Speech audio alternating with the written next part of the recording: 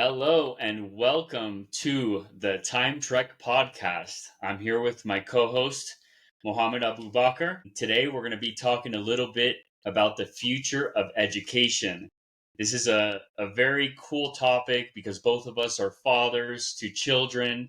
Mine are a bit younger than his, so he has a bit more experience on how the education system is in today's day and age, especially for young kids when their mind is so open to receiving and learning new things like a little sponge. So it's a very important moment in the time. And yeah, we're gonna jump right into it. So, Abu, what are some of the things that you do not like about the current education system? Well, Antonio, good morning. So there's a lot of things that I don't like, and with time, I'm sort of realizing that our entire education system is very much broken, and there's a need for all of us to pay a serious attention in trying to fix the challenges that are there currently in the education system.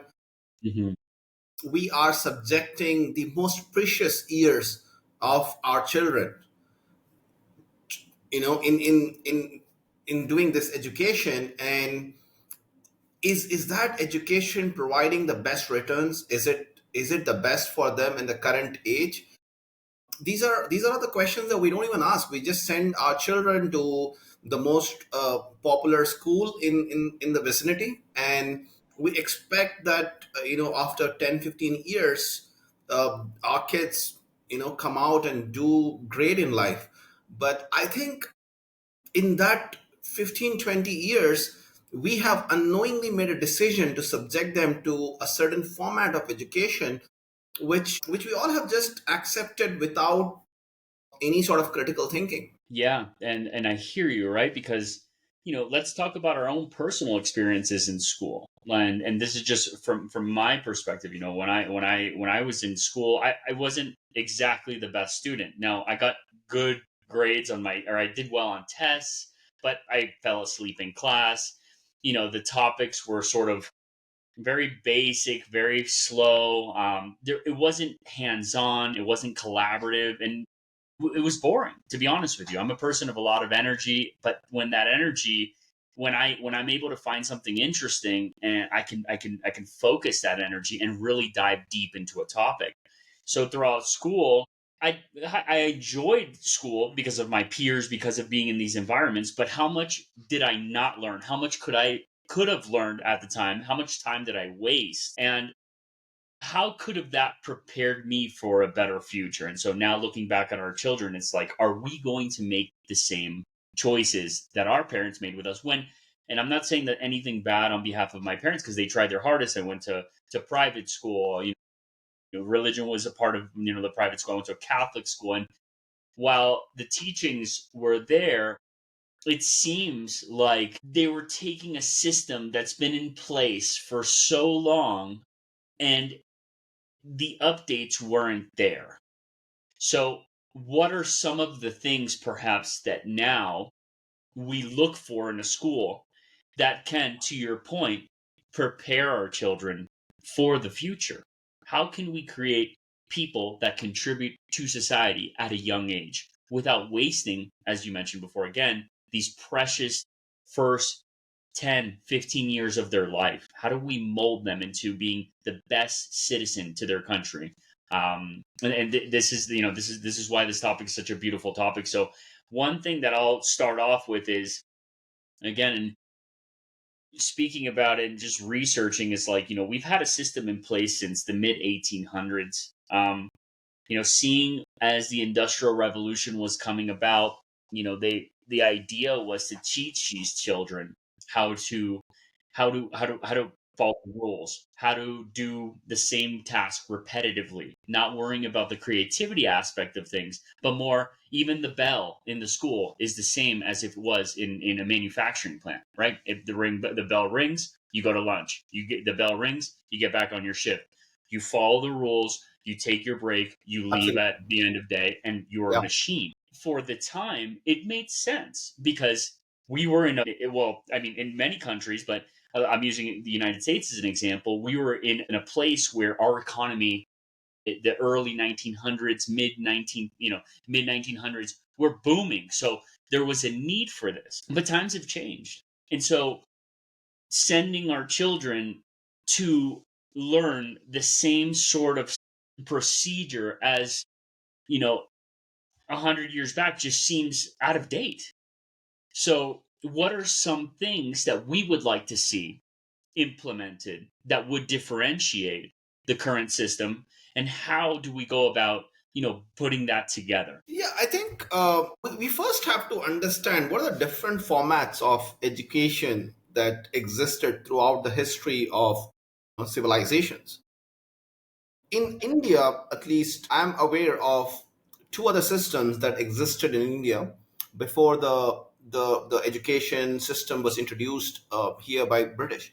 So India traditionally had an education system called Gurukuls, where kids were sent to these boarding schools in India, where they were trained by a set of gurus, and these kids stayed with them, worked in those gurukuls, learned from the guru, finished the education for several, after a few years they came back, and they took up roles in the society. This this was a traditional system in India. When the Muslim rule came into in India, and those kings sort of introduced the madrasa system that was there, predominantly that originated in Middle East. One of the oldest universities even today in the world is a university founded in Morocco, and it was a form of education which we call as madrasa systems. The drawback with both the Gurukul system as well as the madrasa system was that, apart from the current scientific knowledge of that time, these education systems also heavily focused on religious teachings. When the British invaded India and kind of expanded their empire, they recognized this problem. They realized that because it's a religious form of education, it was not proliferating among the common citizens of the British Empire at that point of time. So, although the system that Britishers introduced was spread by Christian missionaries, but it tried to secularize the education system in India. Hmm. That was what it did, was that it ensured every common man in India was able to send their children, because now the system was more secular. So they don't have to worry about, hey, if my kid goes to this particular school, he might get indoctrinated in some religious dogmas. So that sort of led to the proliferation of Christian missionaries expanding the schools in India. And over the course of last 200 years, of course, various institutions have been established, and today, in India, the literacy is very high. I mean, it's growing fast. It's not 100%, but it's growing pretty fast. Um, but again, that education system, the very foundations of that education system, as you rightly said, originate from the industrial revolution. The education was taught in certain stages, and in those stages, if you get certain qualification marks in the exam, then you kind of move to the next stage, and you keep cascading, and you keep growing that way for 10 years, and then you do the junior college, which is 10 plus 2, and then you subsequently do the graduation, which is 10 plus 2 plus 3. So that's the traditional format that's being followed. When you look at this system from the current era standpoint, I just see a significant number of challenges. So we can discuss these challenges, and brainstorm how we can come up with something new. But yeah, I'm interested in how things are in US in this So, regard. How yeah, so the U.S. Department of Education started in the mid 1800s, and it was just that, right? It was creating sort of this generation of workers, and it's basically a national sort of top down approach where it's been like this for the last 150 years and hasn't changed. What are some of the things that we're seeing? We're seeing a lot more homeschooling. We're seeing a lot more different types of programs, but there needs to be a drastic change. So the conversation that's going on is get rid of the US Department of Education that handles everything, like we're saying, top down, national perspective, and break it down into the states. And so a lot of states, like from a GDP perspective, can be compared to European countries. Like the GDP of California is a little bit over that of Germany. The populations are somewhat similar as well. And so what I'm thinking, just and from what I'm seeing and also what I've read, Germany, for example, the 16 states in Germany have created this sort of decentralization of education to the states. And it's effectively working. And what they're doing, and it's a whole new approach where, depending geographically where they're at, they will focus on that type of education. Now, there is a sort of governing majority on the top that overlooks everything, that funds different areas, but there's a very hands-on approach with local businesses, focusing on actually maybe joining or going and visiting different businesses and learning what is going on, hands-on, seeing what's going on. How would you create innovation with children and interest in certain industries without them ever being a part of something? So it's really interesting that they've taken the steps to take young children and young men and women to different types of businesses and expose them to how things are run, what's going on, what the future looks like, allow them to get a feel of how that functions, and that will spark creativity for their future, whether they want to become a part of this or do something independently. It's a very hands-on approach. So where I'm understanding is taking this sort of approach that the Germans have taken and applying it to not only the United States, but many countries around the world and allowing for that. So maybe in the Southeast, that focuses on tourism. Maybe in the Midwest, it's more on farming and agriculture. Maybe on the West Coast, it's more towards technology, artificial intelligence, when in fact, artificial intelligence will play into all of these different industries. So there needs to be a little bit of a larger entity that can bring that accordingly. There should be um, a broken down education system where it does focus more hands on and more strategically, more local, rather than this sort of blanket approach that everybody just has to learn one way. Nice, nice. So you think in the next 5 years will this have an impact? I think that that's what's happening right now, and I think that it could bring out, there's obviously going to be a lot of problems, that they're going to have to go through, funding, strategic funding. What does that look like? There's underprivileged areas. How do you, the education system is not black and white, right? So as much as we want to integrate society and young students into companies and into more of a hands-on approach, it's not going to be that easy. So the implementation of it is really where I think it gets a little bit more complex. But this is from an overall perspective. I think that within the next 5 years, we need to start now. Like, we can't continue to do what we've been doing because it's not creating the type of individual that will go out into the world and contribute in the way that would better society in general. So we need to start focusing on how to create and help create entrepreneurial minded human beings, or that can, intrapreneurial, so within companies, that they can be creative and maybe bring strategy or perspective to these businesses from a different perspective. Like, how do we implement that effectively? It's a very broad topic, but there's a lot of areas in there. Yeah, yeah. So when I was doing the research on different educational systems, and my point of view of doing the research was to understand if we have to evolve our current education system. Number one, what are the root challenges that are there in the current system?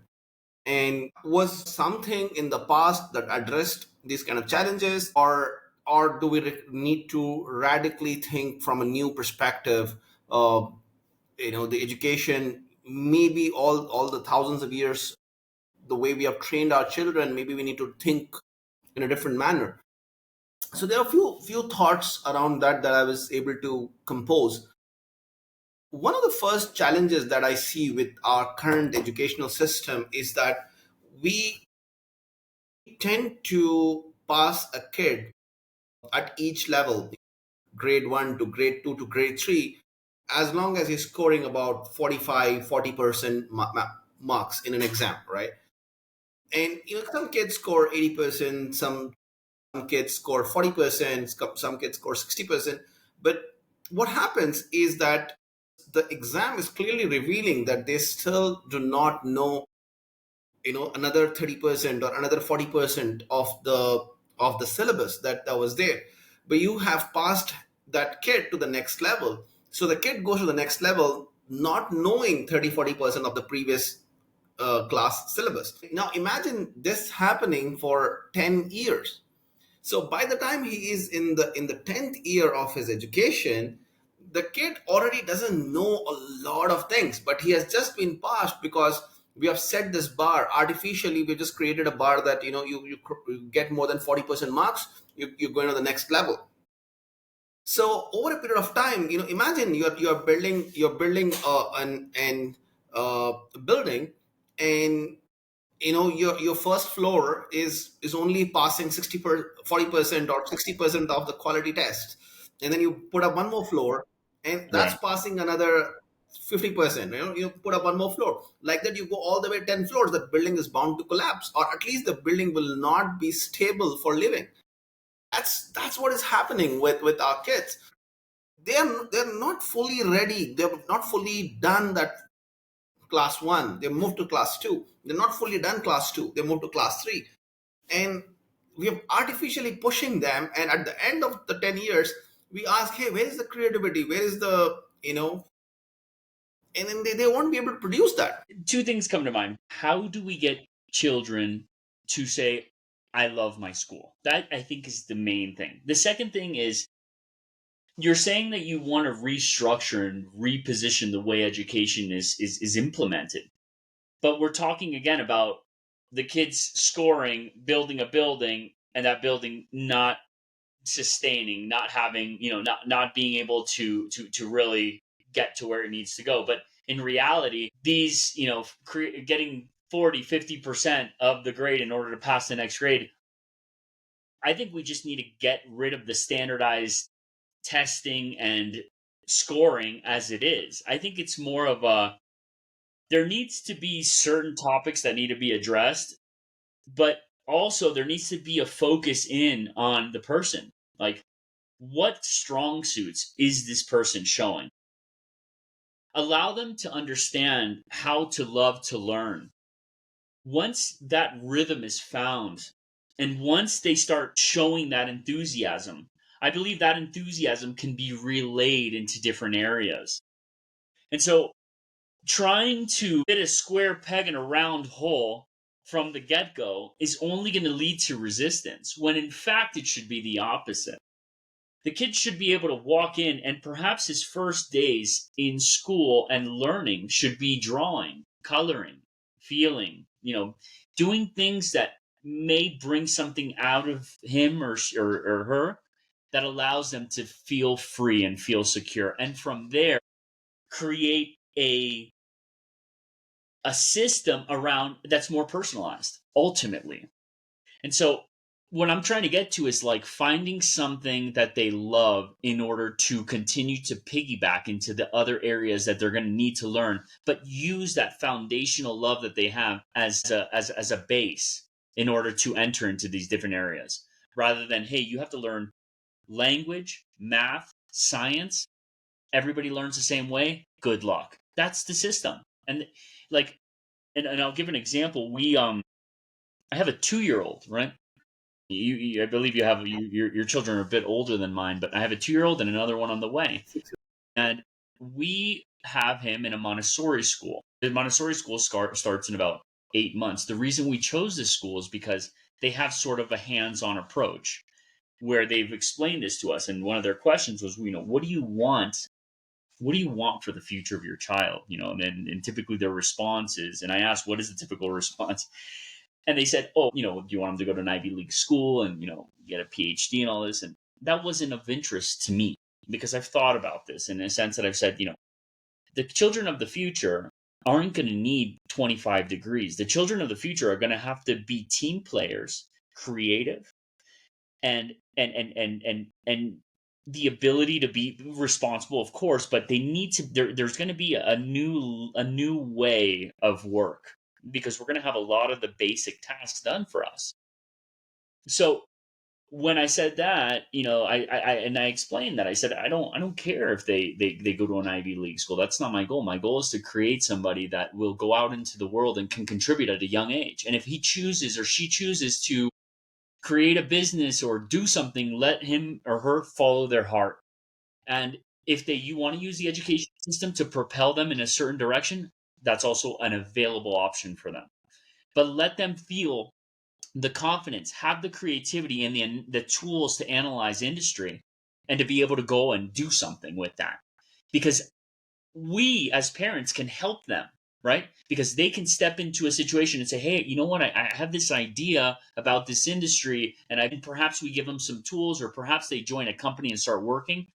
I just think the college thing, as much as, it's great and it works, and for certain people more than others, I just don't think is absolutely necessary. So back to the original point that we were discussing is, instead of having them make grades to pass into the next subject and the next level, we need a more personalized approach. I understand how difficult it is to implement something like this at a large scale, but the idea needs to be there, and I think that the route needs to go in that way. Yeah, and it's a very interesting thought, and I'm just wondering from scalability standpoint, like how we scale that system. And also another thought that comes to my mind is that let's talk a little bit about those cascading classes that we have, right? We have kids who are again going to a school, and every year they pass an exam and they move to the next stage, and they go on. If you think about it, it's very similar to a video game. You can play a game, and there are different stages in the game. You cross a stage one, you win that stage, and then you move on to the next stage, and you move on. So the kids actually relate to that. But I fundamentally feel that there are like a couple of problems in this. Number one problem is the nature of bounding it with time. So the whole concept of exams is that it's at the end of the year. So every year you're supposed to cross a particular stage. So if there's a kid who's really bright, who loved that class and able to learn everything in say 3 months, he has to just wait for 9 months, because that's an year program that we have decided. The second problem is that if a kid has not understood, he wants another 3 months. We are still saying to this kid that at the end of the year you got to take an exam, you got to move on to the next stage. In a video game, if you have not mastered that stage one, you have not passed that stage one, you don't go to the stage two.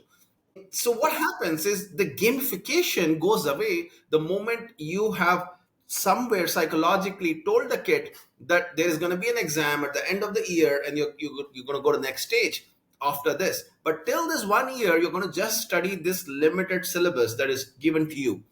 So what it does is that if the kid does really well, then he has months of languoring, not knowing what further to do.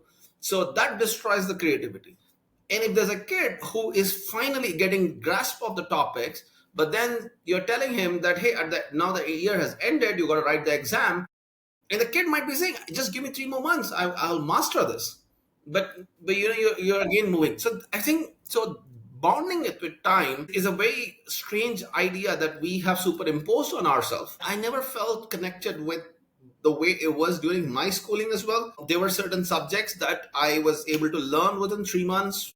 And I wanted to move on to the next stage because I'm getting a lot of interest in that subject. But then I'm told like, hey, you can't You got to wait till the whole year. And there were subjects that I just didn't like. And I was just waiting till that year to finish so that I can just write an exam and move ahead.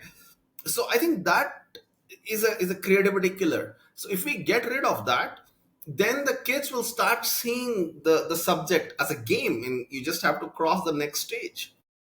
You have said something so cool, and I agree with this. I love it, right? The gamification of it. If it, I mean, what I as a child played, I don't anymore. I don't, I just, I lost interest years ago, but how many hours a day did you use to play video games for years and years and years? This is a very easy way to capture the mind of a child. And so if education is gamified, the next level doesn't have to be one vertical sort of way. It could be this sort of lateral tree-like web of ways to approach this, right? So they get in and they play a game that allows them to pick it apart and go a certain way. And that route takes them for depending on what they show interest in. So it's like at a very fundamental level, they may think in a certain way and it can guide them based on that thought process. So this tree like figure can walk them through subjects in a different perspective to allow them to really retain. And there could be variable within variable. So this becomes a very expansive tree of learning that allows them to reach areas as fast as they want. And there is possibly no time. There is no, hey, second grade, third grade, fourth grade. It's more of like this is elementary school. Like your child is going to learn a set of core competencies that's going to allow them to get into the next level of schooling. And so they have to accomplish this in a gamified way. Now, perhaps AI can help us create this sort of versatility tree that would allow for children to gamify their experience of learning and have it very personalized. For me, when you said gamification, you kind of solved this puzzle for me because it made me see how that can be implemented and how it could be successful. Yeah, we still need to come up with a very scalable system, and there will be a very long battle in convincing everybody about it and replacing the current system. But I think there needs to be a movement worldwide to kind of address this. The another problem that I hate about the current system is pushing the kids to wake up early in the morning and you know making them go to school. I didn't like it during my schooling. Hated that every day my kid has to wake up and go to school. Now, people will argue that hey about discipline and all that, but I want to give few reasons for this. And if this clip goes on internet, I'm sure it's gonna trigger some very negative responses. I hope But so. let me say this: the education system that came into existence, right? This came into existence even before the invention of electricity. Right. So before the electricity came, people did not have televisions, people did not have mobile phones, people did not have lights at home. Hmm. So they turned off the candles and lanterns that they had by around 7 p.m. and Right. slept by 8 p.m. Okay. So the moment the first rays of sun hit the earth, these guys woke up because they've already slept quite a lot of duration. At that times, like you're waking up at like say 5 o'clock in the morning, and for next 4 hours they prepared their breakfast. They made their kids ready. Then they send the children to the school. So you gotta measure the duration. The duration is that they woke up at 5 o'clock, 5 a.m. in the morning. They send the kids at 9 a.m. So the parents had 4 hours of time to prepare a nutritious food for the children, make them wake up, get them ready, and then send to the schools. Now things have changed. 150 years have gone by. Electricity has proliferated. All of us have electricity at home. We have all these gadgets and devices and things, right? So now Yeah. what? Your evening is beginning at 7:30, and nobody's sleeping at 7:30. Okay. You have dinner. You watch certain stuff on OTT platforms, or The kids also, because there is electricity at home and they have their computers, they have their video games, and they have all that stuff, they are not going to sleep by 8 o'clock. They're going to sleep, slightly late, maybe 10:30, maybe 11 o'clock. So now these guys, but again, scientifically, biologically, the kids have to sleep for at least 8 hours. So if the kid sleeps for 8 hours and then gets up in the morning, it's very hard to make it to that 8 a.m. in the morning school, or 9 a.m. in the school. Even the parents, it's very hard for them to get up. So now what's happening? The parents get up, they don't care about the nutritious breakfast for the children, so they make some bread jam or something, some junk food, and pass it on to the kids. So now what it's doing, it's destroying the diet of the children. You're rushing your children to the school because you got to make it to that time. So the kids, when they wake up, they hate the whole thing. So the first few periods in the school, the kids hate it. Like, why am I here? This, I feel, is lack of evolution in the education that has led to this, where we are not recognizing the problem in hand, but literally every day, first 2 hours of education, the kid is hating it. You can take a survey with the kids, and vast majority of the kids will say that they hate that first period, not because whether the period is interesting, not interesting. It's just because they have to wake up early, get dressed, and reach to the school on time. And then, I mean, we're not talking about all the other things that are involved in that process as well, which is like, if they wake up a little late, they're arguing with the parents. Then there's friction between the parents. Then the ride, they're in a bad mood. Then, you just woke up. So maybe you kind of, it takes you a little longer to get to sort of normalize, to wake up.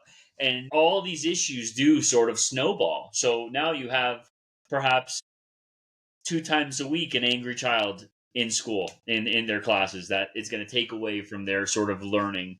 So how would you, what would be an, One okay, more point. go One ahead. more point. There's more, there's So more. yeah, there's more to this. Okay, so normalization of crime has always impacted human civilization, and many times a crime happens in front of our eyes, and we don't see it. We kind of ignore it, and then somebody comes up and tells that, hey, this is a crime, and why are you letting this happen? And the society changes. For example, when I was a kid, in schools, teachers used to beat us up. They used to carry canes and they used to beat us. I remember literally every teacher of mine used to beat us. If we were making noise in the class, they used to beat us. That system today has changed, because we all have realized that it's not right to subject the kids to these lashings, and today it's a criminal act. 30 years ago, when I was in school, that was not a criminal act. Now, in the same way, I think when the kids reach school few minutes late, the kids are told, you can't come to school anymore, or on that particular day, you are, the punishment is that you are not allowed to enter inside the school. Okay. In my opinion, and I will say this very strongly, that this is a criminal act. The child has made every possible effort to come to school. He has woken up, he has got dressed, came to the school, and he's just 5-10 minutes late. It could be no fault of his. How is it right on the management of the school to deny his entire days of education just because he has come 10 minutes late? Isn't it a criminal act? Because in India, we have a law that says right to education. The kid has come to for the education, and just because he's 5 minutes late, some school management has, hypothetically, or some crazy way, has decided that the punishment that the children has to bear for that is denial of education for the whole day. Now, what is this leading to? What is this leading to is that parents, every day when they are getting late, they rush their children, so they drive their vehicles in a rash manner to reach the school. There are private vehicles that carry children, the school buses. They all are rushing to the school just because the school management has decided this. And every year in India, thousands of accidents happen because of this. That accidents, that deaths, those accidents are all because, and then why is the school management not criminally responsible for this? There is absolutely nothing. If you want to discipline the kid, there are so many other ways, but telling them Right. that that particular day of school you cannot come just because you are 5 minutes late or 10 minutes late is a ridiculous criminal act that is happening right in front of our eyes, and we are letting it happen. So not enough sleep, not the correct breakfast that they need. Issues with the parents, possible danger on the way to school, not allowing to be in school. So now if you pay for your school, now you've paid, they're not getting the education. Now you have to somehow figure out who's going to watch them and take care of them Yeah, for that day. There's a yeah. lot of issues in that. Yeah, there's a lot. There's a ton. So just in the sense of like, This is go ahead. happening worldwide, Antonio. This is happening worldwide. We have like somewhere rationalized that this is okay. And every day we tell the kids as well, like, hey, you got to wake up, otherwise, you will not be allowed inside the school. It's just such ridiculous thing that's happening. In school, and when I went to school, it was basically, you're late, you have to go to detention. And in the school, like, they would make us stand up and go like this for an hour. We'd have to hold our arms up. They never hit us, but we had to hold our arms up. That was like, I don't think they do that anymore in the school. I think it must be illegal. But how, if you were to sort of reconfigure the way this approach is done, because there is I think the counter arguments, and in a certain extent, is, as you mentioned before, like, from it's discipline, right? You wake up, you arrive, etc. Everybody kind of follows a rule, and then also people work, right? They have their job from in the morning till the afternoon, and etc. etc. Less and less now with remote work and whatnot, but still, that's probably the typical day for the average parent. And so, considering these variables, how would you reposition the way that approach is so that it would function and allow for the multiple different parenting type styles, considering work, considering everything? How would you reconfigure this? See, you want to discipline the kid, there are so many ways. If a kid comes 5 minutes late, you tell the kids that, hey, you got to plant a tree. So now what is doing is that the kid recognizes that, okay, mistake has happened, I might have not woken up, but now I'm going to do one good deed that's going to make the world better. So it's going Okay. to go and plant a tree. So there are Okay. so many ways like that. I'm just giving one example. Right. 100%. That is what I would like to do with my child. Like, if he does a mistake, for him to realize that mistake, I want him to go and do one deed that makes the world better. It could be, planting a tree. It could be going and watering some trees, or it could be feeding some animals. You got to make the kids, realize their mistake, but at the same time not subject them to some level of cruelty. Right. So it's a positive reinforcement, because it's not really like their fault necessarily. So now, and I've never heard of, with growing up, when you were late a certain amount of times, you had to go to detention, right, and things like that. They did not allow you to go to school. That's a bit drastic too. So absolutely, I'm 100% in agreement with you. So when you Right. say detention, what do you mean? What do they used to do? Detention just means you have to stay one day after school for an hour, after, like, maybe you were tardy 5 times in the month or in the semester or whatever. You have to stay 1 hour after school and just either stand up or sit there and do homework, and you have to kind of make up the time. But they never have not allowed, in my knowledge, and I've studied in different countries, I've never been a part of, hey, you can't come into the school. On a whole nother level. Especially, I mean, what are we seeing a lot of too? Like, as these doors open, we see homeschooling. We see a lot of homeschooling, and we see a lot of stories about, teacher kid. There's more effective results statistically. Parents teaching their children for 2 hours a day the basic subjects, in from a testing perspective, at every grade level, if they just teach them themselves rather than them going to a school. So it makes more sense for them to spend time with their family, learn for 1 hour. They arrive at the test. Yeah, the socialization aspect isn't there, but I mean, there's also, we could talk about that. There's ways to kind of put that together as well. But from an education perspective, it's not really reaching where it should be for the time spent because of this typical approach. But back to what we were talking about is not allowing them in is a whole nother ball game. Other ways would you, because homeschooling is one thing. Now, ideally in the homeschooling world, you would have some sort of collaboration with local businesses and perhaps martial arts, sports that would bring together the socialization. If a kid was going to be educated in a different way, there could be a program that the state would offer that would allow the kid to go to different call it sports activities, things that they could become more social. Perhaps they learn in a different manner, which is fine, but every layer of their learning has to kind of be maybe spread out in different ways. So that's one approach. Now, to implement that is difficult, and we know the majority of people are going to stick to the typical school system until there's scalability in these other ways. So again, going back to the initial question is, how do you configure this, aside from, okay, allow the kid, to come into school, which I think without a doubt that should, I don't know why that would ever be implemented. They do their notion, but what other ways could you configure the schedule so that a child can go, there isn't so much of a rush? What other things can be done? How could a schedule look like? So Creative. if I am allowed to make changes to the education system and educational policies, I would mandate that the first hour of education should be just play. So, and it should be optional. Like if the kids want to come and in the first period, they can just play with other kids.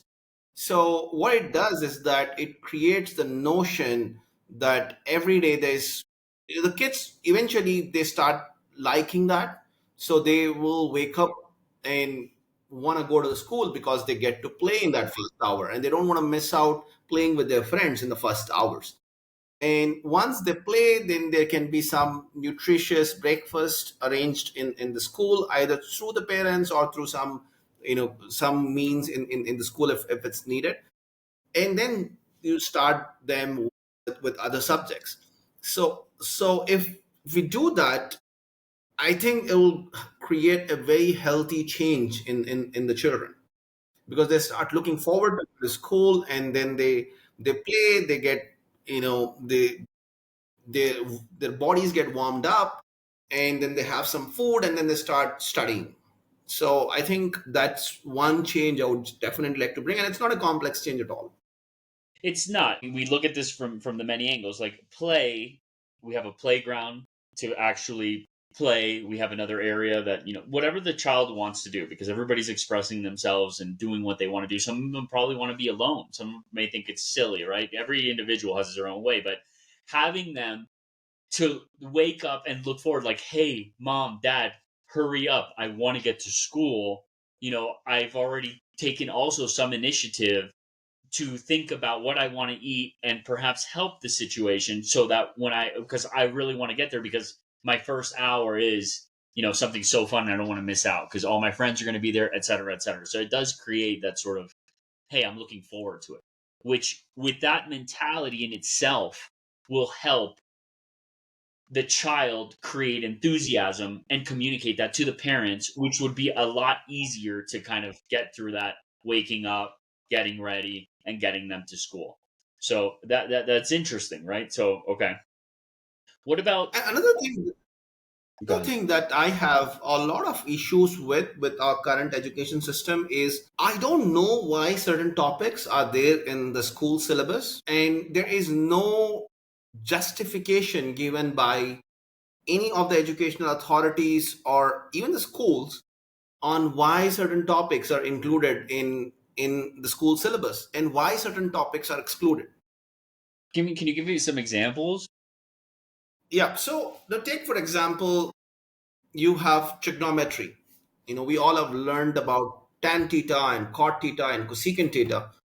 Where have we used in our lives cosecant theta? And I in my 38 years of my life, I have never come across a situation where I had to use about cosecant theta. I have never encountered a situation in life where I had to use quadratic equations. Some people Yet, would argue that it's the ability to apply formulas and arrive at a result. The ability to take multiple variables and bring them together, apply them, and it's almost like a critical thinking aspect, right? You can apply the again, without actual data, actual research, this is just an hypothetical assumption that maybe this is what is leading to. it's true. It's true. Right. It's right. Okay. I hear you. Continue. Egyptians built pyramids without knowing quadratic equations. They did definitely had a lot of critical thinking to build 45-story massive blocks and put together aligned with constellations and all that. So I think it's a far-fetched argument, and this is often, even when I have had discussions with school authorities, they always say that things that are there in syllabus are critically thought through, and this helps in development of brain of the child. And I ask them, hey, can you show me some research papers that Right. that demonstrate this? Has there been some significant studies done on this, that why these topics are included? And their faces go blank because they don't know about it. It's just, what I think is that some set of people are selected to create a syllabus, and they use their limited brain power to come up with some topics, and they have superimposed those topics on every child. And As we're saying, I mean, this is, and I'm sorry to interrupt you here, but we do know, and this is at the beginning of our conversation, this all started because it's not even up to them. This is a 200 plus year old curriculum that's yeah, been yeah, followed that hasn't been changed. Continue, exactly. but go ahead. Yeah. So again, going back to the whole psychological thing, that we see a crime happening in front of us and we don't recognize it and we let the crime happen. It's the same thing with education in India. Again, this might be very specific to this geography. So we have something called as board exams that happen for the 10th exam. So that's after studying like 1 to 10th class, and then at the 10th class the government organizes an exam, and the kids, when they pass, they go to the next stage, which is the junior college.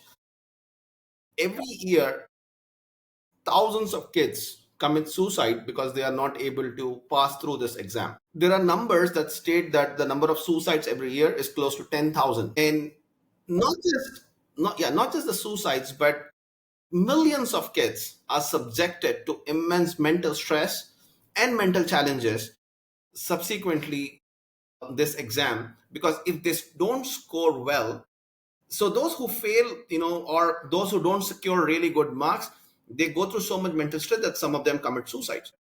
The ones who have not yet taken that kind of an extreme step, they also go through a lot of challenges because they are forced by the society, by their parents, by their relatives, that they are not going to do well in lives.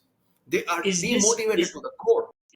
I want to compare this real quick. Is this equivalent of like a SAT or an ACT standardized test in the West that we have? Is it a test that you take and essentially, Does it happen at the end of the school in United States? I'm not so aware of the schooling basically, like system. when you're almost done with high school, you take an SAT or an ACT, and that combined with your grades is what you apply to university with, and they either accept you or deny you. But like I had a not a great GPA, but I had a good standardized testing, so I was able to get into multiple universities because of that. But when it's the other So way that's a around, different thing. No, that's a different thing. That's an exam that we take after 12th. So after 10th, then there are like 2 more years of college, 11th and 12th.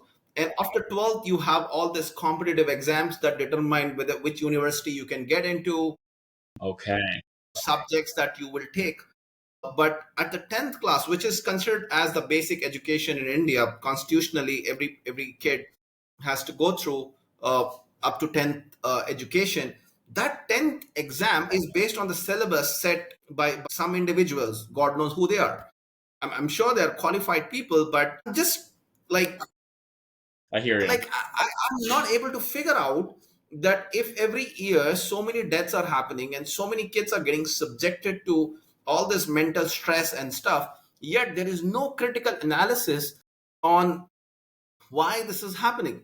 In India, this most stupid thing that happens in India is that every time there's a discussion about education, we only talk about history. No kid is failing in history, or like very less kids fail in history.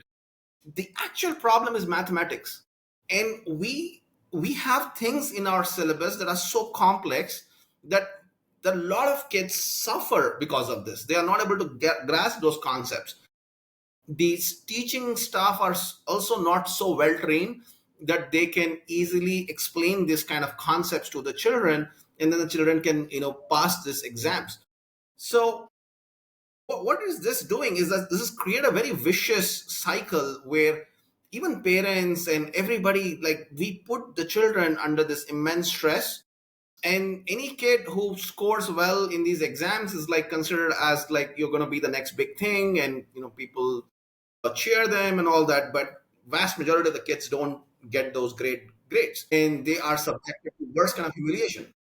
So really quick, in a very simple way, can you break down how that works very simply? Like, because what I'm understanding is you arrive at this test and you take it, and when you take the test, you are then either able to go and study what it is that you want, or not able to study so there's different fields. There's all these fields here, and if I score above, I can study anything. If I score under, I can only study these fields.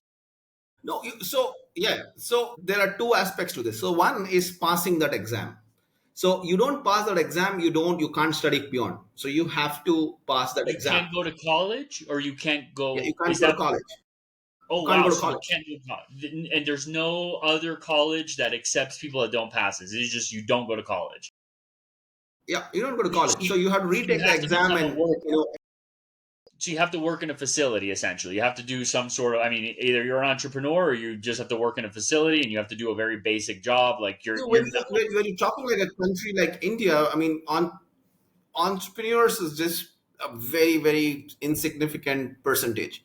The vast majority of the people will end up doing daily wage work just Yeah, because they have not passed that exam.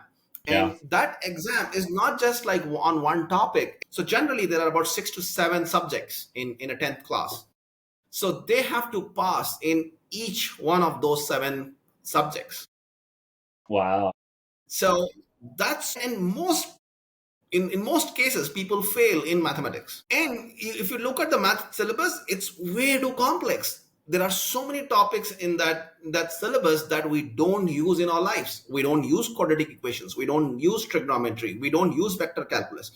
All of that is there in that syllabus that children are never going to use in their life. And what is even ironic is that it does not have things that people will use in their life, like for example filing the taxes. I don't know why we are not teaching that to the children. Every citizen of a country will eventually have to file some taxes. So, but we don't teach about taxes. We don't teach about how to file taxes. We don't teach about stock market. Trillions of dollars of country's economy is on the stock market. We don't teach about stock market, how stock market works, how trading works. So this lack of and the reason why they don't teach it is because again the syllabus was the foundation of the syllabus was decided 200 years ago, and the people who set the syllabus, they just want to focus on those topics that traditionally have been taught. So that I feel is a major crime that is happening, and we all are just okay with it. Right in front of our faces. This is and so this is exactly the sort of this is the topic. This is what we're holding on to. We're holding on to a system, and we're encountering this fourth industrial revolution right in front of our eyes, right? Like the technological human fusion, right? And I wonder what the statistic of people that don't make it is and what that means in numbers, right? Because there's obviously many very intelligent people that may not do well on standardized tests or many of these things that are being now left out of the potential progress of a country and the future. And now that person that may have not scored so well could have been something incredible, but didn't make it to that level and now has to go catch a job in some random industry and work in something that is very soon going to be taken over completely. So these jobs that millions of people are probably entering yearly are on their way to evaporate. Yeah, but more importantly, Antonio, I mean, imagine the kind of emotional and mental challenge we are subjecting these children. They are barely 15, 16 when they are writing this exam, and the whole society is judging that they're not going to make it in life. So they go through this years of crisis where they they they kind of lose hope in life. And to a young adult, that may be much heavier for them because maybe they haven't had that many experiences that allow them to see a bigger picture of things. It's like this is either I make it or I don't. And it psychologically can change the way they of the future of their life, unfortunately. And it sounds like what we're kind of getting to going back to what we were talking about is like not just rethinking the way people learn at a young age, but also using resources intelligently to guide and place people all around. Because the real asset of the future is creativity. I mean, it's always been to a certain extent. A lot of people work in a place and they do something over and over, a little repetitive. That's fine. But a differentiator is when creativity comes into play because new things, new ideas, whether it's intra in a company or whether it's external, independent. And so all these people just kind of subjected to work into multiple different industries that are on the decline, obviously, can be rerouted into all these new areas and perhaps even innovate in these areas, of course, because they're human beings with a lot of potential, right? A standardized test doesn't define Yeah, your future in any yeah, way. So you're missing yeah. out on And any kid, better and increasing the GDP of the country. Go ahead. agreed. And that's the saddest part. So this exams, these are like different areas. There are six subjects in that. So there might be a kid that is super intelligent in one subject and he just want to pursue that subject. He has no interest in other subjects. But when you have an exam like this, where you have to like pass all the six subjects, you're eliminating a lot of talent right there. And it's blind. It's kind of stupid. I just think that never underestimate the ingenuity of a human being, right? Like the people that are seem like the outcasts or the ones that don't follow the rules are sometimes the most creative ones. And you are in essence as a country responsible for the future from a business perspective to the GDP of the country to compete at a level. And so you want to make sure that everybody is at least being guided positively, especially at a young age when you're so vulnerable. You do, and imagine the people are putting their lives and they're not sleeping at night. They're nervous. They're not going to make it. Like they have so much intention to do good. We need to be able to take that intention and continue to guide them and just route that differently. So it's a very important thing. It's imagine, we're functioning at a system that's, again, 200 plus years old. Things need to change in many levels. I mean, first we talked a little bit about how children at a very young age should come into school and what that looks like when they arrive to make it more attractive, and then comes at a later age. Now, the next phase of this, of our conversation, and I'll kind of ask you a question, see if we jump into it in this way, is, what do you see with college? What is getting a bachelor's in liberal arts or and a master's degree in something? What do you see for the future of college? Yeah, very interesting question, Antonio. And again, my experiences would be from India perspective, because that's where I've studied and interacted mostly with a lot of kids.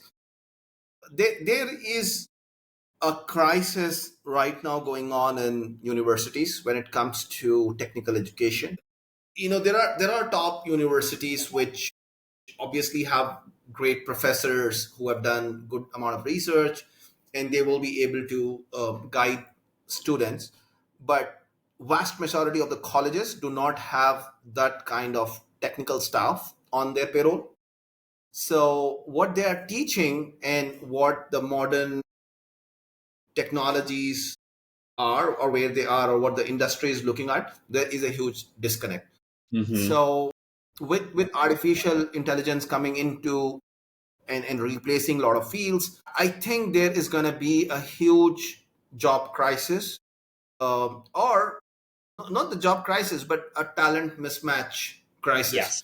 Like the industry would be expecting certain standards or certain creative outputs from an individual, and this individual has trained for some other purpose, Right. and that disconnect is getting wider and wider. So that's, I think, is a huge problem that will blow up in next few years. It's already blowing up, but I think it will start coming more in the face in next few years. So yeah, so I hear you, right? So from a technical perspective, like learning a particular language or just focusing on something very specific is outdated, right? There's a gap. Like the new world doesn't need another programmer that understands a particular language, just only that. It needs somebody who understands perhaps how to maneuver with the current artificial intelligence that exists and fusing that together, the creativity of using what's out there, understanding what's on the cutting edge, what's the future, and how to prep for that. I mean, replacing humans isn't in, I think, the next 10 to 15 years just yet. I think that, it's hand in hand. It's about utilizing all the innovation that's coming our way. But we are going to face an even larger crisis once robotics and perhaps AGI or close to AGI is brought to the table. So it's about utilizing the resources rather than simply understanding one aspect of how to approach a problem, whether it be coding, whether it be from a business perspective. It's bringing in multiple things. So from a technical, I hear you from a technical perspective, and even that from a technical perspective, it even applies to multiple industries. Like I would say medicine, anybody studying any type of medicine. So now you're encountering robotics, you're encountering people that are using Chat GPT to sort of relay information about things that they're currently going through. Hey, look, my arm is numb, or this is happening to me, my tongue is this color, and almost self diagnosing through artificial intelligence. As artificial intelligence becomes more and more in tune or in depth with understanding and becomes more intelligent over time, which it obviously will, we're going to have a relationship from a medical perspective more with AI than we will with the doctor, because it's readily available and we are Yeah, constantly in communication with it. Go ahead. yeah. So Antonio, one idea that given that I'm in healthcare industry for last 10 years, and I've been interacting with a lot of doctors and clinic owners and hospital owners. One idea that I think, if the governments in the world come together and implement, it will disrupt the entire healthcare industry, and it will make the world better. Today, almost every country in the world is facing challenges with the rising healthcare costs. The healthcare has become more and more expensive. There is a scarcity of doctors, there is scarcity of medical professionals in general. If all these governments come together and create universities across the globe, medical universities, where the education for a general physician or any specialty, so any surgical procedures, any sort of specialty, free of cost, as long as you have to write a talent test and you get through that talent test, your entire education becomes free. And you create like multiple universities across the globe.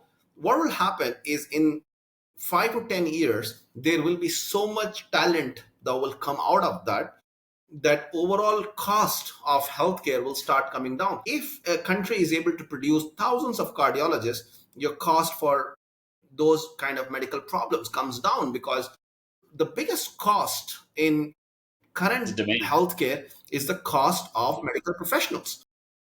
Because But I there is a think scarcity of professionals, they charge significantly high. And another reason why they charge high is because they have to recover their cost of studying those expensive programs. In India, to study an MBBS program, it costs about 50,000 to $100,000, and that's just in government aided colleges.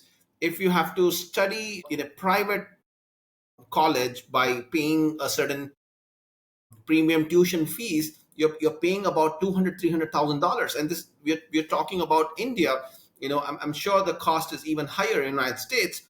So the medical professional, once he comes out of the colleges, he has a lot of loans on his head, so he has to recover those. So that's why he's going to charge certain value for his time. That's why the cost of medical healthcare services is procedures is so high. It's not the brick and mortars of the hospital cost. That's a one-time investment that governments can do. But if excess pool of these medical professionals are created through these university systems, that cost will completely go down. well, two things that come to mind when you discuss this is one, from my understanding, like you can't, and it's strange. I mean, law, I understand that you have to, if you're a lawyer in one country and you go to another country, the laws are completely different. You have to obviously be accredited in that country. But when it comes to medicine, you can't, if you're if you have your degree from some country and you come into the United States, you have to be board certified within the United States. The medical procedures are quite similar. I mean, I think worldwide. Now, that's the first thing. The second thing is this. I believe that we are basically fighting an uphill battle with what you're proposing right now. And the reason I say that is, okay, let's say they do take and say, hey, we're going to give away free education to become a medical professional. I mean, again, and we're not just facing this in technology and many other industries. We're facing it also in the medical industry, right? And so the idea that we're it's an uphill battle against robotics and artificial intelligence that are going to soon take place in That's this in the yeah, room that's in the surgery, right? And so so. Antonio, how I agree with that. So there's going to be that healthy competition with artificial intelligence and robotics. Now imagine G20, all these organizations, like there's BRICS, there's G20, there's G7, all these organizations, and they spend like billions of dollars on useless weapons and go and create turmoil in various countries. But why can't they just pool together a few $1 billion and set up this medical institutions? This will literally solve the problem of all the citizens. If you have like 100,000 doctors that are coming into the market because of this in next 5 years, it changes the whole healthcare. And once you have AI and all this, one aspect that AI will still have a much lesser impact compared to other aspects would be healthcare. Because in healthcare, no matter how much the AI does the guidance and everything, it's still very much person to person. You need an individual doctor to come and take care of the patient, or a nursing staff to take care of the patient when the patient is sick or ailing. So I think that's a huge disruption that can happen if G20, or even if some few set of countries come together and say that, hey, we're going to establish these 25 universities which are going to be free of cost, and any citizen from these countries can write this exam and pass. And anyone who successfully completes the education from those universities are free to work in the consortium of countries that are participating in this program. So I think I think a I, program I like that will yeah, will totally disrupt. Well, not disrupt, but it'll help. I think you mentioned war, and it made me think about you know war. It made me think about the pharmaceutical industry. It made me think about the pharmaceutical industry succeeds not when people are cured, but rather they're being cured. And the pharmaceutical industry owns Yeah. many food companies. They're behind so many things, right? Like I would even say the wars as well, right? Because this is all a money making machine that through war, through pharmaceuticals, which are the cure, through the food, which are the problem, with all the chemicals. It's just this never ending circle of. It makes me think about if we're going to solve You a know that medical crisis, we should the really be world. analyzing the other industries that play into the medical crisis itself. Why are we just needing more people to perform more surgeries to solve more of these issues, or are we? Why don't we like? What is the core problem here, right? What is really going on? Yeah. So I think there will always, throughout the history, there will always be these self-interest groups, right? You have your weapons industry that will have its own interest. There will be pharmaceutical industry that will have its own interest. But at the same time, the world needs leadership, and we talk about leadership at various levels, but at the top, there's still, I feel, a lack of leaders. There have been few leaders who have looked beyond the interest of these different industry verticals and try to change the world for better. But I think at a world stage, there needs to be certain level of leadership to bring these changes. If people start looking at their own local politics or local self-interest, then the world won't change. It will just continue to exist the way it is, with infights and doing small um, scoring small brownie points by defeating one small country, or doing tit for tat actions and all that. But I think at a global scale, if there is genuine leadership at you know at the top, I think a lot can be changed, especially in the education sector, because this will impact each and every life on the planet, not just the human life, like just the life of on the planet. Yeah, it's I guess one of the things to think about is that it's very hard to organize the top. What is the top? Every country has its top, and do they agree? And if they don't, then there's several tops, and who's going to implement that from the top down if there is no specific group that's kind of overarching, which in a way, you have these groups like the WHO and the UN that play a role to some extent in this way. But I personally don't trust these groups, and I don't think that there should be groups that can come and overpower laws of a country and implement certain strategy from a medical perspective. It kind of scares me. So while it sounds nice, it sounds risky as well. Now, from an educate Why is it like a country like United States doing this? If United States today sets up a university, a medical universities, and says that, hey, we'll do a worldwide test, and anyone who aces this test, the top 1,000 people will get enrolled in this university, and they'll get the medical education for free. That will create like 1,000 doctors. US can do it for 50,000. All they have to do is pull out from supplying weapons to one country, and save that dollars to I'm with go set up this university. It's as I'm with simple as you. that. We just solved the world politics right now. Well, okay, so I mean, look, I think that I think that we touched on a lot of areas. I mean, I guess at the end of the day, to solve this problem, it is complex because it needs to start from the young age of children, and it needs to work. It seems like there has to be multiple different structures that people can participate in, and it has to be, I think, federally funded but state operated. And so each Yeah. sort of localization will dictate the type of education and structure that the population should have in order to further benefit that particular geography. I think strategically, as a country, and each country does it accordingly, given their location, et cetera, and their resources and whatnot.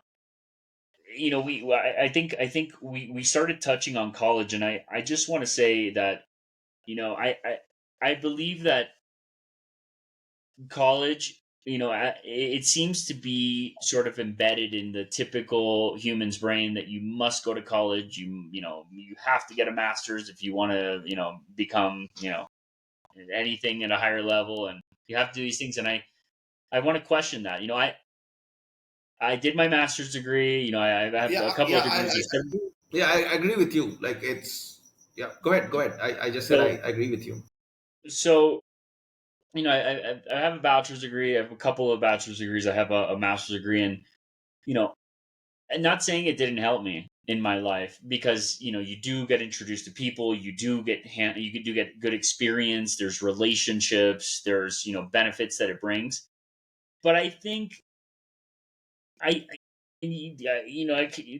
to go back and say the grass is greener if it would have been another way. I can't just say that, but I do think that we should normalize the choice making of children in the future to be able to choose how they want to roll out their life, and not to say that this is the path, but rather, hey, everything is a resource to your availability, and if you would like to go continue a further education, you could. If you would like to get a master's, so be it.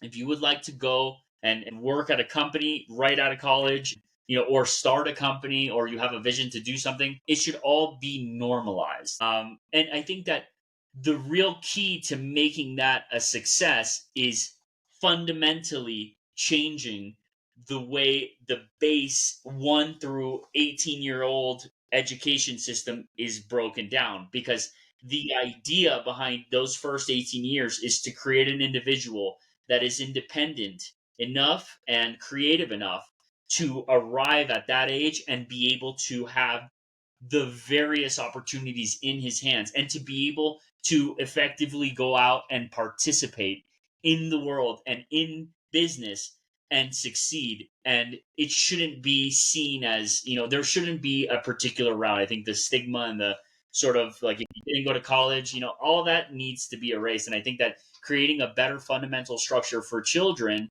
and for young adults is the way to create more innovation in society and in economy and better countries overall. And that's, I think, what we're going to be seeing in the future, in the next 20 years, with all the innovation, in this fourth technological sort of era, right? Yeah. Yeah, I think, I agree with you. Absolutely. I have some very interesting observation to make. I don't know, you're going to laugh at this. So uh, I think the human attitude towards education um, has not evolved. So, in prehistoric times, humans hunted animals. And so people used to teach their kids how to hunt animals. And once their training is complete, they used to go and hunt animals on their own. And once they're able to do it, that means that individual can now have a family because he can hunt and feed his family. But the hunting was the education. Mm-hmm. How to hunt was the education. And once the kid is able to know that, then the kid can teach, can hunt, bring the hunt to the home, feed the family. So now he can have like a family of his own. That same attitude has remained ingrained in our brains even in today's era. So a lot of parents, when they send their children to schools or colleges and all that, is the same thing. Once they will send them to school and then they'll send them to college, they will force them to take those areas, or they will force them to take those subjects where there's higher employability options. And not necessarily where their interest is, but rather, which areas where there's a lot of possibility of higher paycheck. And then once they finish that university education, then they will kind of nudge them towards either getting married or getting settled down with somebody and have children. So that's, I think that from the time where the people learned hunting, and then once they are successfully able to hunt, then they can have families. That thought process still remained the same. Hmm. Once you finish in a successful university, you get a job, or you start earning, then now you can have your family of your own. So the thought process, thinking is the same. What we have not realized is in today's era, the learning is continuous. I can, whatever I've learned now, I can go and learn new stuff, and my life can change further. In the era of hunting, whatever you've learned initially for hunting, that's what you use to hunt. There's nothing new that you could learn in hunting, right? Maybe you can learn how to build a house, but that's what the education was very limited to. So I think that's where the human brain has to develop, and our societies have to start realizing that education is more of a continuous process. It's just not limited to the first 22 years, 25 years of your life. I Somebody think can be 50 years and they can go and learn something. I think this is absolutely correct. I think education is a lifelong thing, right? You never stop learning. You have to continuously be learning, and there should be programs that are a part of, that are within universities, which I think they do exist, but it has to be more easily accessible. And I think that, yeah, having, like you're saying, like once you learn that one skill, it should never stop. That skill set needs to continue to evolve because the system and things keep changing. And so how do you then implement a solution for the average person to have that access, to be able to go back and continue to learn? And what does that look like? The reason that the society has not evolved to ensure that a 50-year-old can easily get into colleges is that challenge goes back to the primitive times, where if a 50-year-old decides that, hey, I want to learn hunting, nobody was ready to teach him hunting. Hmm. They would have told him like, hey, this is not the right age for hunting. You're not young enough for hunting. So that thought process for last 10,000 years has not evolved. So Yeah. that's somewhere those years of brainwashing that happened during that time has continued to happen. Also, when I look at a lot of things around, I still feel that even though we have advanced technologically, we have advanced in terms of manufacturing and industries and all that, but from a brain development standpoint, the things that we think are very dear to us, these are still very much stone age principles. Can we pause for a second? My computer is going crazy. Like it's just opening windows and doing all kinds of stuff. I need to restart and rejoin. Yeah, I'll be right back. Let me do this because it's driving me crazy. And we are back. So we're talking about the normalization of removing the must have to go to college, must have to get a master's degree and a PhD, and more of the preparing each individual so that they're mature and creative enough to enter into the world at a young age and be a part of something, have some hands-on experience. And there should be programs that are embedded into schooling with companies that are looking to train or bring in new perspective or creativity in different departments. And so perhaps these young people that are coming out of this new and different type of schooling system will be able to contribute much more effectively, given, I mean, not we're talking about a couple of different things that are affecting the new generations of people. The brain is wired differently, right? We have, in our times, you know, we're, mid 80s born, 39 years old. We were subject to the internet, to the dial up. We were able to research some things. There was availability, etc. We learned in a certain way, but we had a lot of school learning and we were sort of detached. But this new generation, as they grow older, their access to information is so much more broad, and now with AI, it's now creating context and giving them pure solutions. Not like, hey, search this and do a cross analysis if you understand it. Or, as I was thinking, when I was like 20, I was like, when my children are coming up, when they ask me a question, I'm going to tell them, hey, go research it and come back and let's discuss it. Well, now they have somebody to discuss it with, and it's going to only get more and more interactive. So perhaps these children at a very young age, which is the goal, is they have all this access, and the schooling should be in line with these tools, with businesses, in order to start creating this next generation of powerhouses, right? Teaching creativity, allowing them to not follow a rule. Like you said, you don't have to learn trigonometry, you don't have to learn certain things. There is some critical thinking and science that should be applied, that should be available, and if they want to dive deep into that, perhaps they can, and they'll understand through social media and through different platforms and their peers what is relevant.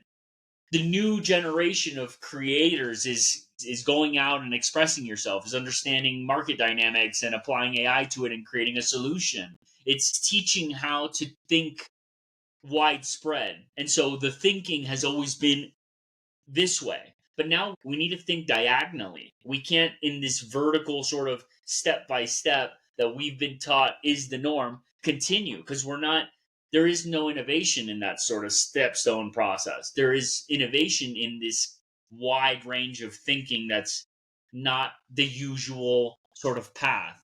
How do you think we can start implementing that for our children? It has to start at home. They're going to have access to the internet, to phones, to AI.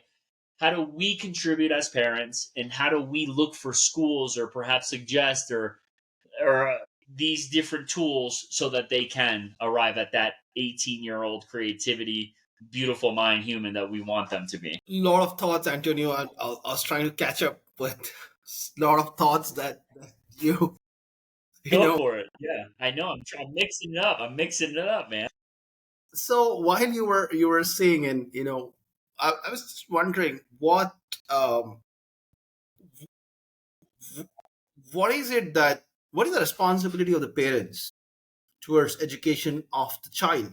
Do we determine which subject or which profession the child has to go, and we teach the child according to that thought process, or are the parents just responsible for giving like a broad knowledge to the child, and then the child decides, okay, I want to go in this particular direction?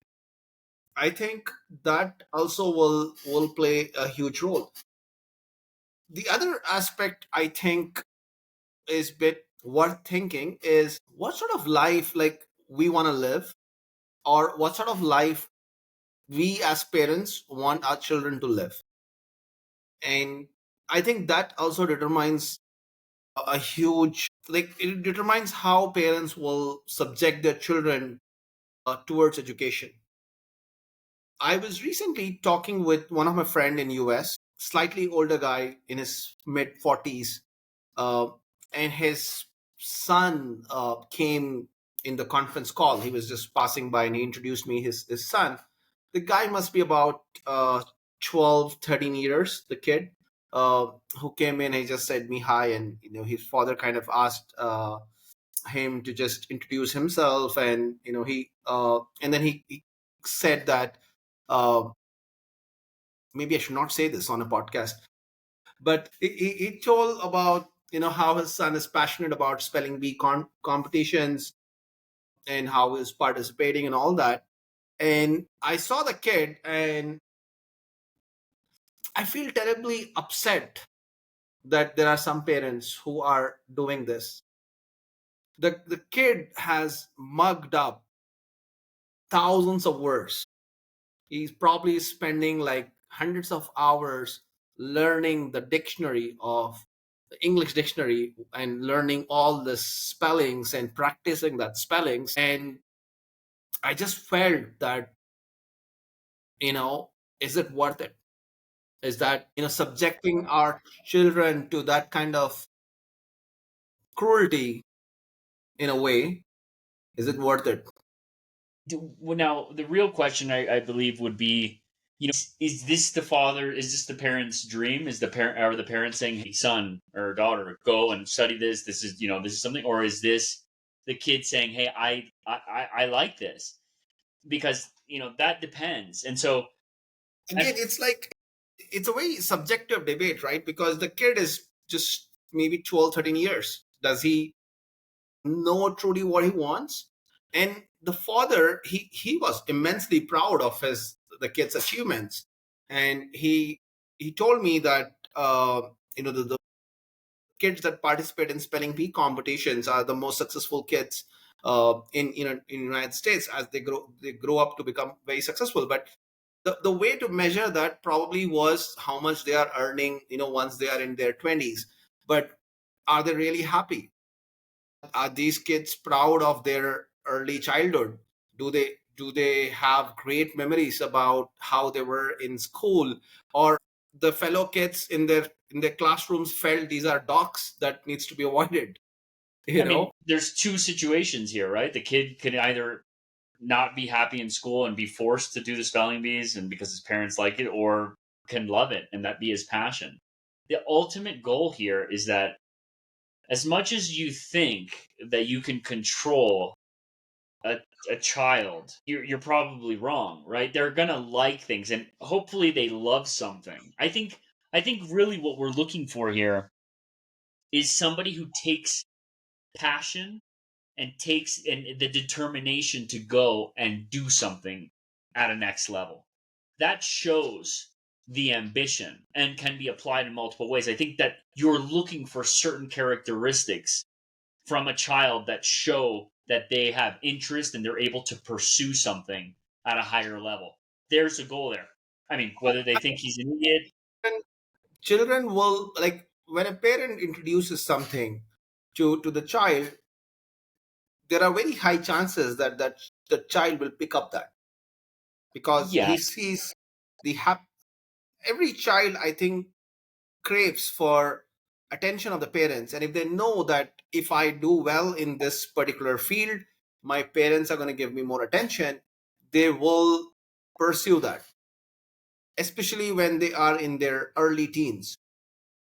When they want to win the approval of the father, when they want to win the respect of the parents, they will do that. And I somehow think that somewhere, there is no parenting guidebook. And I kind of felt that that's subjecting the kid to cruelty, but that parent would have felt it otherwise. I respectfully disagree. And I think there's so much more to it. I don't think it's just that. I do agree with you in the idea that the parents do guide in a certain respect, and the kids will seek the approval of the parents and perhaps lend themselves to approaching something. But there is something much larger and much more powerful of not only seeing the determination and the go-getting attitude, but that love and confirmation of the parent to the child that they are good enough. And I think that plays a bigger role psychologically into the bigger aspect, into the larger aspect of life, because they may just be a spelling bee right now, and it may not have incredible value, but it is a competition. It's like playing a sport. You play soccer, you kick a, you're just running and kicking a ball in a goal, right? In basketball, you're just shooting a ball in a hoop.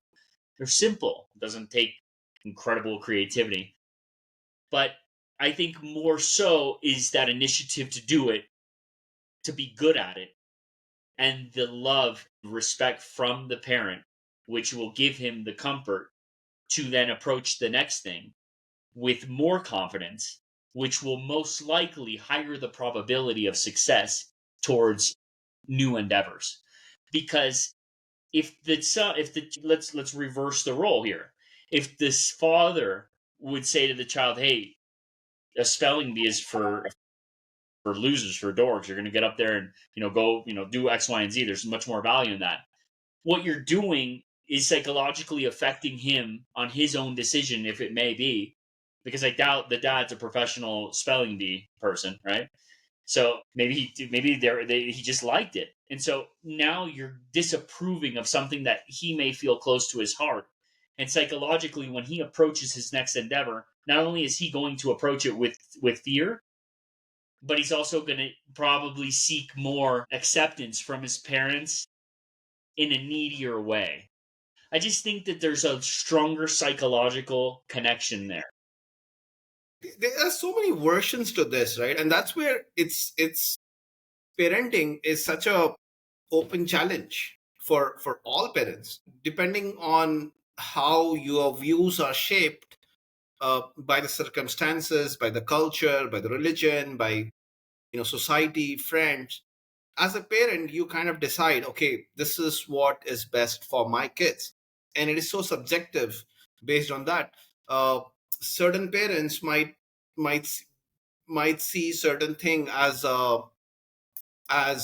valuable, you know, and another parent might not see that as a valuable thing. Uh, and that's where I think, in a way, raising a kid is like like you're building a business. Exactly. You I you agree. can you can kind of like you can make decisions based on your own understanding and all that, and the kid basically follows that decision process and grows But up. the market effects will be his decision making, in a sense.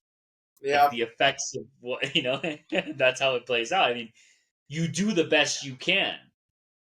You want to yeah, lead them to things, but I think fundamentally the qualities you're looking for to teach a child is responsibility, is showing up, is understanding that there's iterations of things, that it's not called failure, it's called iteration, it's called iterating, right?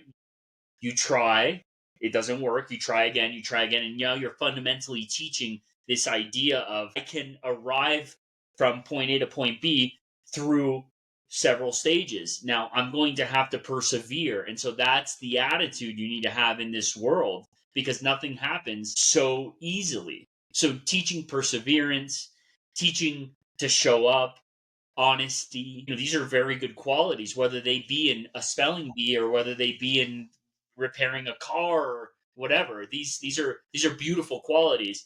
And so if you make a child afraid and say, hey, that's not good enough, or and that they're pursuing something, and you kind of put it down, I think the effect psychologically is going to hurt them more in the long run. And I think that the real key is the psychological effect. Whatever, it's like what we're saying, like, you can't put a kid into a system to learn math, science, and language and have 10 of the same kids and expect all the same result. And the ones that don't, they're failures. Well, each one has their own thing. Now, can we effectively find that out? And I think, again, and we always circle back to this stupid thing, but artificial intelligence is going to help us create those individual like paths for each person to be able to expand. And I think that's where our opening is. This education reform is going to come, and the complementary asset that would have costed too much in the past because of the personalization is now abundant.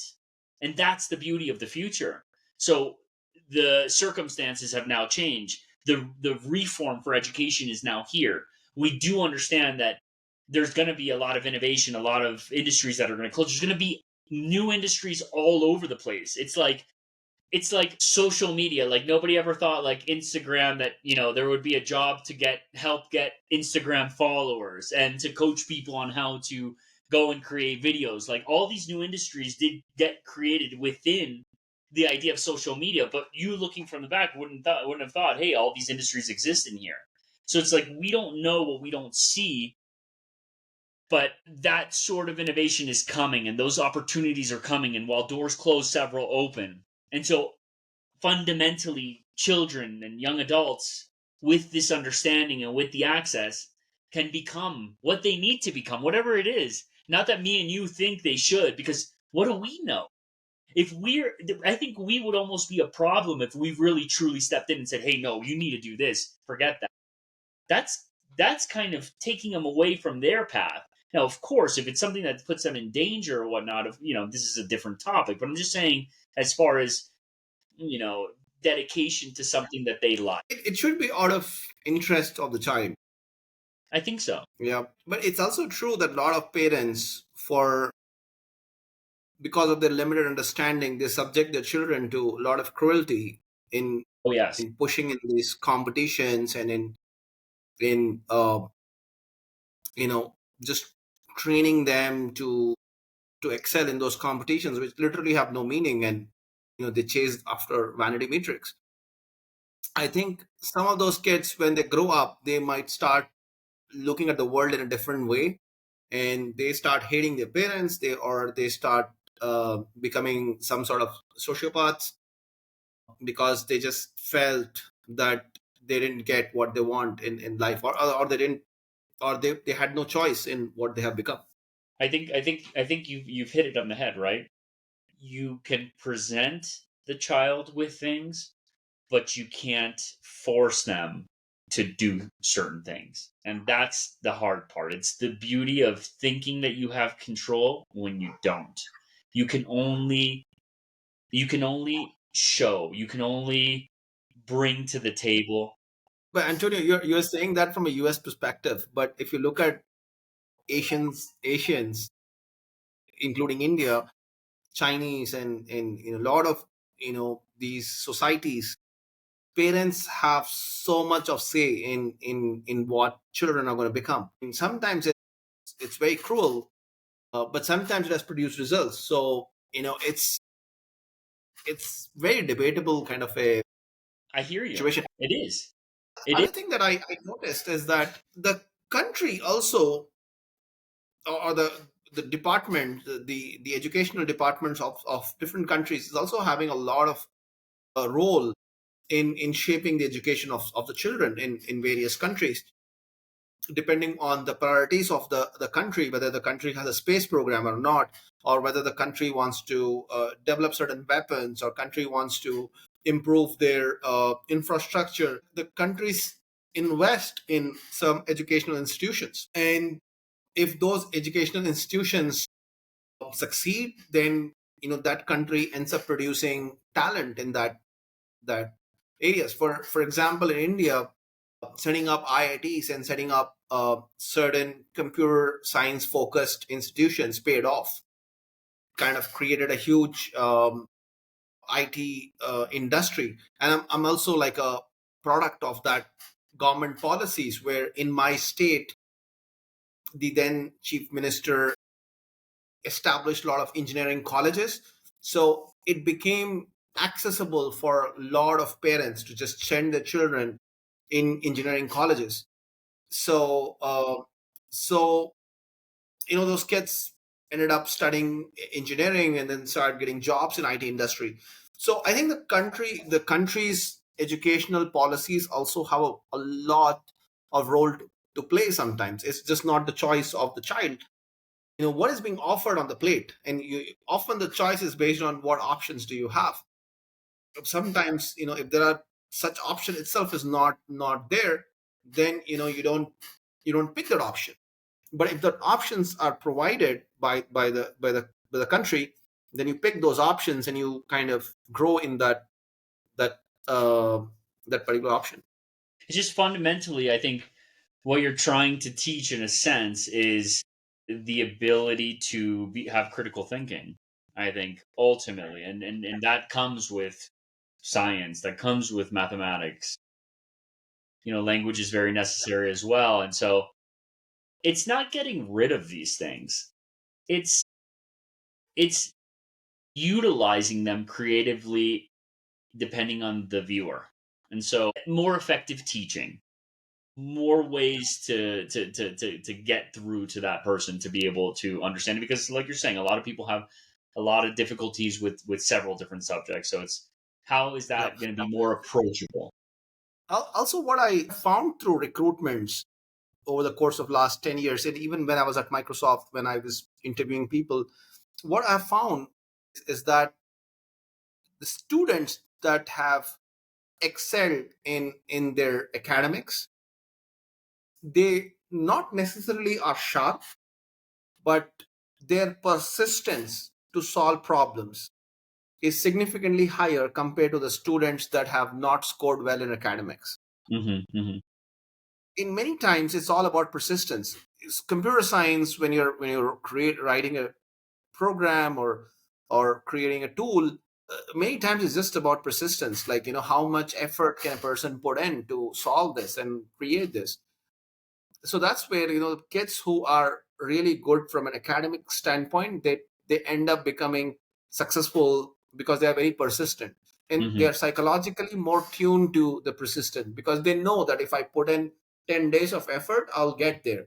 Whereas a kid who has not performed well in academics will give up probably on the third day, because he has not gone to an extent of 10 days in the Right. past.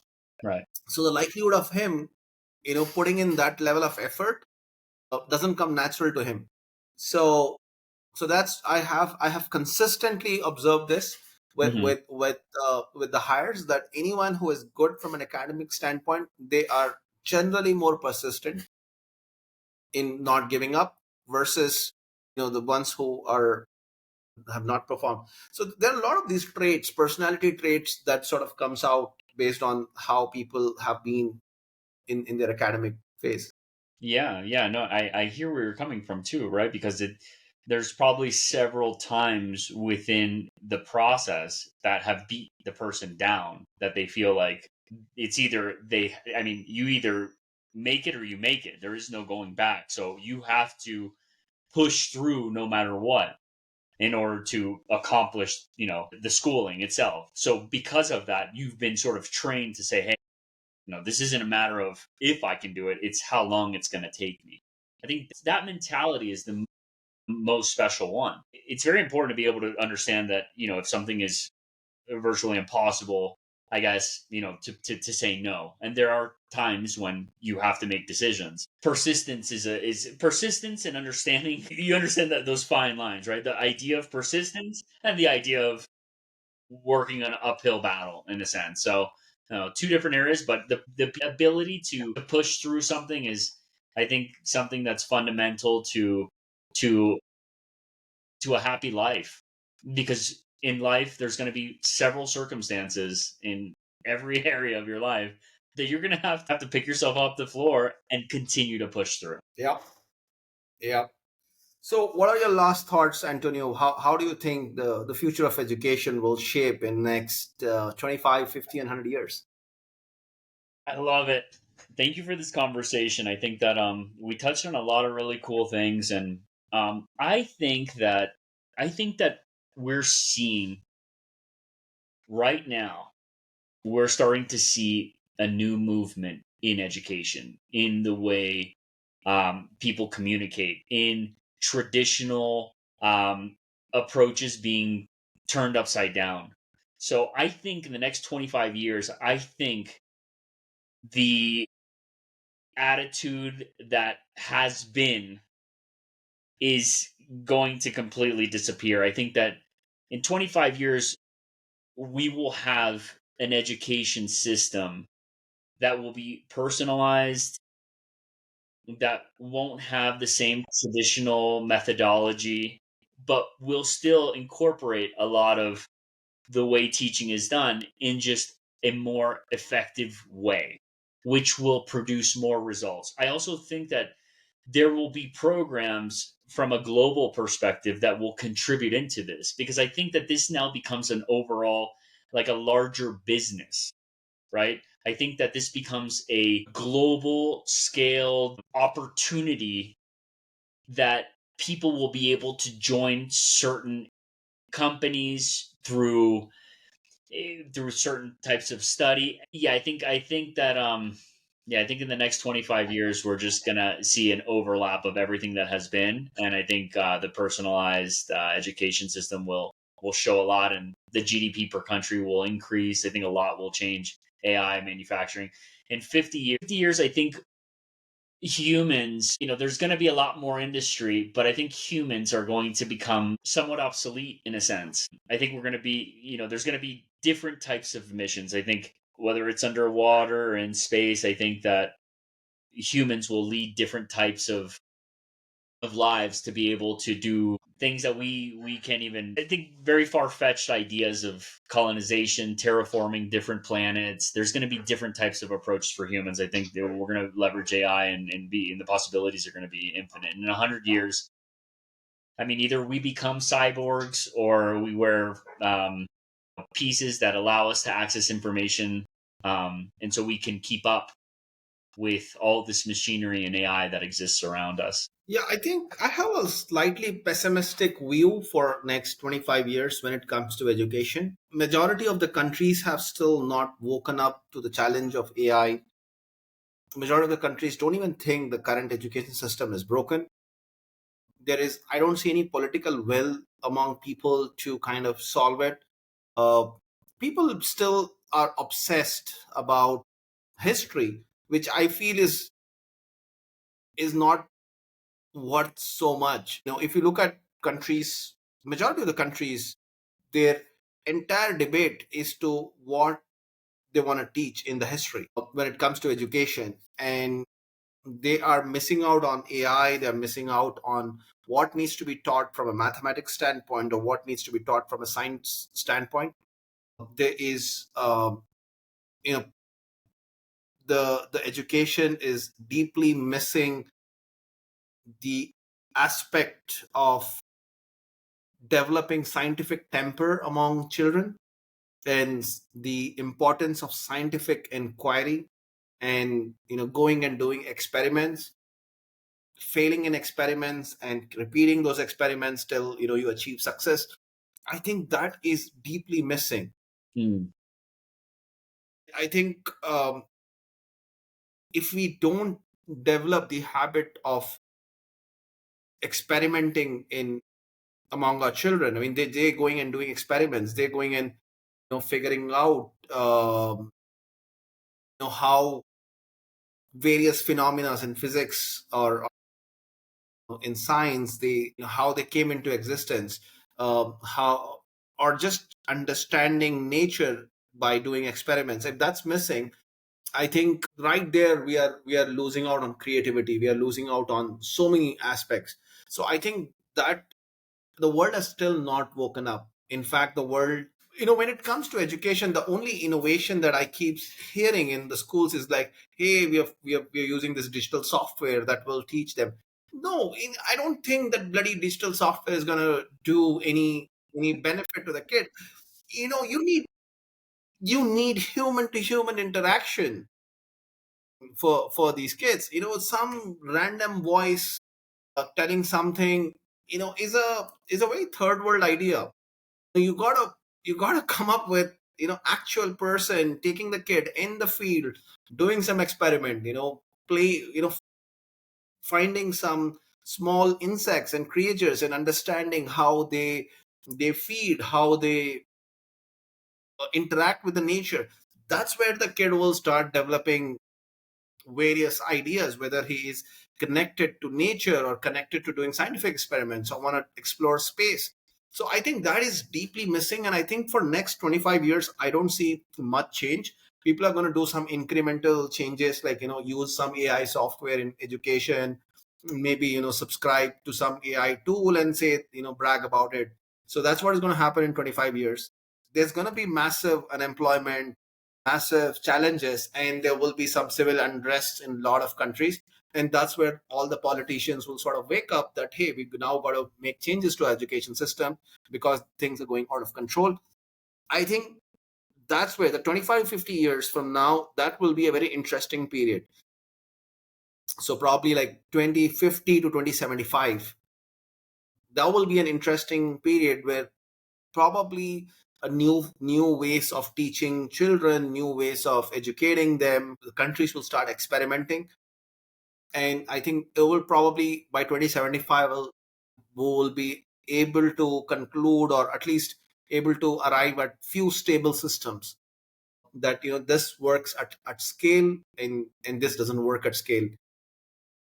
So that will happen, I think, most probably. I think in 100 years, the education will be 100% practical, and all the theory and people sitting in a classroom will go away. Kids sitting in a classroom, one teacher facing the kids and explaining them, and this kids looking at the teacher, I think that will go away. The school will be 100% field work. You go in and you learn just by experiencing the nature. You teach the children by small things, whether you are teaching about water vapor, or you're teaching children about soil or soil erosion, or any of these topics. You actually go in the field and you teach them in the field. I think in 100 years probably will happen. I love that response, and I'm gonna piggyback something, and I do this every single time we have a podcast, and on the last one I did it as well, where we still left out a very important thing. What was that? I think, and much sooner than 100 years, maybe even 50, or maybe even 20, that we're going to have the ability to, just like in the Matrix, to chip into a scenario, into a whole world, and experience it. Whether that's learning, hands on, a personalized teacher, interacting, everything. Whether So you, it's you whether it's us joining a a virtual reality or an augmented reality with people that we know, I think that we are there's going to be companies, individual companies, that dedicate themselves to, perhaps we're going to create a matrix of a classroom session. We're going to create, of this. There's going to be several companies that do that, and I believe very soon, that's not far away, that our hands-on approach of learning on something is going to be directly through a virtual reality, I believe. I think your virtual. I definitely see that in few years the virtual reality will become more and more practical. Things like if you have to teach paleontology to the kids, the study of dinosaurs, you can just ask them to plug in, and they go into that environment where they see dinosaurs and they can look around dinosaurs and try to understand them. But no matter what, I still feel there will be lack of interactability, because even if you are in a virtual environment, you can't hit that dinosaur. You can't, and it's not going to come and bite your hand. So because there is that lack of interactability, I think it can be used as a tool, but it's not everything. To make it interactable, you still have to go in the nature, and you have to go in, like for example, if you want to study a volcano, nothing better than actually going near a volcano, collecting the samples and understanding it. Yeah, I don't know. I don't know if there's nothing better. I think that I mean, think about it. Think about it. We can virtually enter into a volcanic eruption and go, virtually there, Yeah, or it even can. give a presentation live, or interact with somebody who's putting a car together and look at the pieces and be able to maybe see the piece and turn it around and see how it works. There's a lot of Agreed, interest. agreed. So I think that, like for example, making a car, right? Probably people uh, who will teach students will learn how to make a car and all that through virtual reality. But ultimately, going in a workshop, holding each equipment, holding, screwing things, or tightening it, that's when you start feel. I mean, in a virtual reality, you will never feel like how hard it is to tighten a gear. Your In muscles will never feel that. the virtual reality of 25 years, maybe not. The virtual reality of 50 years, I think so. In 50 years, virtual reality, the feeling, we will be able to, I believe we'll be able to connect sensors to our brain that will actually allow us to believe that we are feeling. And I don't think that's far fetched. Let's see. I still think going and doing this, Yeah. do, doing and actually experiencing it has altogether uh, an amazing experience, I think. Yeah, no, I hear where you're coming from. However, that's done, whether it's virtually and if it's possible, or actually going on site and feeling it and putting it together and running the error and doing everything, that's where you learn. I think if we sort of like take a step back from what we're talking about and we look at it if I were to walk into a class and learn how to build a motor and theoretically talk about it, is just me in my mind thinking, hey, this can be done. Versus I go to a car and I put the pieces together and it's a whole different ballgame. That's where education needs to be. There needs to be classes on, like, that's the actual hands-on experience is the most important. And that even comes for work. It comes for everything. So, Yeah, it's a hybrid of both the things. yeah. Amazing. Well, thank you. Yep. It's been an amazing conversation. Yep. It has. Awesome. Perfect. We'll stop this.